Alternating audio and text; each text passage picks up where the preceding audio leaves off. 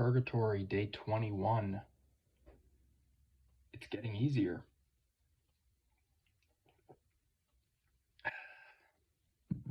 It's becoming apparent now that this is getting easier. Today I did another 15 sets of 1-minute planks and basically no struggle. Some straining, some discomfort because I'm doing a plank, but really no struggle. There was no question at all whether or not I would get through it. I did these pretty quickly, and there's honestly not much more to say about it than that. Today was an easier day. That tells me that I've got to ramp it up a little bit. Yesterday I did 5 sets of 2-minute planks and then 5 sets of 1-minute planks. Maybe that's the way to go for a little while, because those 2-minute planks are still draining, both physically and mentally. They require a lot more than the 1-minute planks. Oh, right, and 3 weeks. 3 weeks done. That's pretty cool. So, 3 weeks done. I've learned quite a lot about the plank these 3 weeks. I'm not super happy about that, honestly, but it is good to know. It's quite interesting to me to learn about all sorts of exercises, all sorts of movements, even a static hold like this, which is at the very least uncomfortable and at the most uncomfortable. I don't know where I was going with that. There's still quite a lot to learn from something like this, like a static hold. Full body static hold seems to offer a lot of benefits. You are probably burning a ton of calories doing the plank, honestly. Having to hold your whole body up like that is calling for basically all of your cells to stay rigid, stay tight, and that's interesting to me. Anyways, back to what I was saying. I think I should go back to the 2-minute planks. Today I made up some excuses in my mind about how, because I ran yesterday, I should take it easy, my calves hurt, I'm tired, and I didn't push myself today. So that's on me. I made a bunch of excuses that aren't real, they're just in my mind. I definitely could have done 2-minute planks today. I just didn't. And because of that, I missed out on the benefits of that. So I am missing out. That's all right. Tomorrow I could get back at it. I could go back to doing the 2-minute planks and suffer some more. I also thought about 2.5-minute planks. If I do 2.5-minute planks, instead of 5 sets of 2 minutes, I could cut it down to 4 sets of 2.5. And that sounds kind of appealing, because that means I have to do 1 less set of plank, and I only have to add on 30 seconds to each hold, which doesn't sound like a lot, but I know that once I start doing it, I'm going to regret making that decision. I'm going to start thinking, what a jerk I am for putting myself in this position. 30 seconds is not a lot. My freaking butt. I know that's what I'm going to think, because it hurts. The longer you stay in the plank, the more it hurts. I have no idea how these guys are holding planks for hours. I have no idea how this guy, the world record holder, held a plank for 9 hours and 35 minutes. That is so beyond me. currently that it's hard to imagine.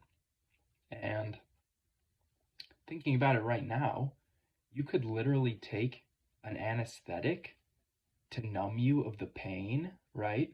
So that you could hypothetically hold the plank and it would run out. The numbness would go away. You do another anesthetic, it would go away again. You would do another anesthetic, it would go away again. These things last like 2 hours, right? So you could do like 4 or 5 rounds of anesthetics in the time that this guy is holding a plank for. That's crazy to me.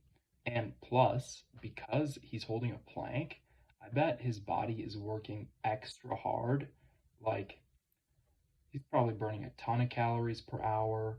He's probably, his blood cells are going crazy, I bet. I bet they're getting all sorts of oxygen in. I bet you get a cramp holding a plank for that long. Wow. I have no idea how he does it. I have no idea how any of these guys are doing it. It's amazing, honestly. It must be, I'm going to stop myself right there. I will say what I was about to say. I was going to say it must be some kind of trick. There must be some kind of trick to it. I don't think that's what it is. Maybe it really is just sheer willpower and relaxation. Just accepting that this uncomfort, this discomfort, this pain is going to be here and I could tolerate that. Maybe that's all it is. There's a secret with hanging, like rock climbing or gymnastics or calisthenics. There's a secret in that if you are experienced, you can hang from one arm, shake out your other arm, get some blood back in there, and then reach up, grab with your other arm, shake out that arm that you were just holding with, because when you're hanging, all the blood goes down, right? The gravity is pulling all the blood down, so your arms just go numb. They basically lose all of the blood in your arms. Over time, the blood pressure really drops in your arms, and so this is the thing that climbers do is they'll find a way to hang themselves where they can basically let one of their arms rest, or sometimes both of their arms rest.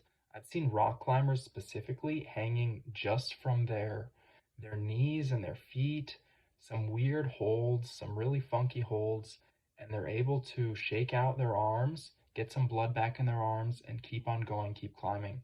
And that's kind of like a little trick. It's like a nifty little thing that people have discovered, which allows people to go rock climbing further distances, allows all sorts of stuff to happen, right? Like people hold crazy long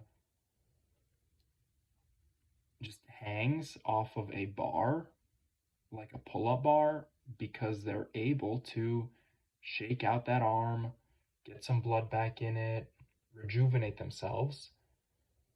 And in that sense, it is like a little trick because not everyone can do it. You need to develop this skill. You need the grip strength to keep holding on. You need the experience to know exactly what to do. You need to know the feel of it. And that's why, not a lot of people are able to do this. It's a smaller percentage of the population. And it's a small percentage of the people in that community as well. With the plank, I got no idea how these guys are doing it. If it's not just sheer, indefatigable willpower, the willpower to say, I am going to just make this look easy. I have already envisioned my moment of success holding that plank for nearly 10 hours and it is done. I will manifest this. If it's not that, just the sheer absolute willpower of it. I have no idea how they're doing it, honestly. Maybe it's got to do with form. I'm sure form plays a factor because if you are really just messing around, you're going to last way less time in the plank. If you got your butt up and your knees bent and I don't know what, your elbows are like way in front of you, you're not going to last very long. If you have your elbows right below your shoulders, if you can keep your butt parallel with the ground, your butt and your shoulders parallel, if you could keep your knees straight, maybe you last a little longer in the plank. I'm still figuring it out, honestly. 3 weeks in, I still haven't learned that much about the plank, honestly. I'm still learning every single day. And today, I thought a little bit more about the placement of my arms, the placement of my elbows, and logically, I realized it's quite simple. A chair has its legs directly beneath it, right? A chair doesn't have its legs like 5 feet away. It doesn't have its legs crossed. It doesn't have its legs out of place. The legs are right beneath it. The foundation is set. And that's what I've got to be thinking about with the plank. I tried today to kind of hold my elbows in front of my shoulders as opposed to right above my shoulders, or right below my shoulders, I guess. I tried to have them a bit in front, and there's a lot more strain. There's a lot more muscles working doing that. It's like an ab roller or something. You're using a lot of muscles. It's not like a plank anymore. And so logically, I think I made the right realization that there's not much to think about. Just put my elbows where it feels right, and that tends to be right straight down below my shoulders, making a right angle with my chest. That's all it is. Keep the elbows straight down, set that foundation, don't move it. And that seems to work quite well. Everything else seems to require more strain. Honestly, I didn't try putting my elbows lower down, like behind my shoulders. I don't think that would work though. I think I'd run into the same issue. I think I'd be straining. And that's what I'm trying to avoid. Today, I got through these 15 sets of 1 minute planks with almost no strain. And that's the goal, honestly. Yesterday, I got through those 2 minute planks with not so much strain, still some strain at the end, but I'm getting better. I could tell. I could tell that I'm getting better at holding the plank, and maybe I am getting stronger. Maybe my core is getting stronger. Maybe it's just an adaptation, a exposure to the plank.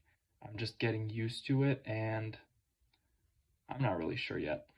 There's so much more for me to learn about this movement that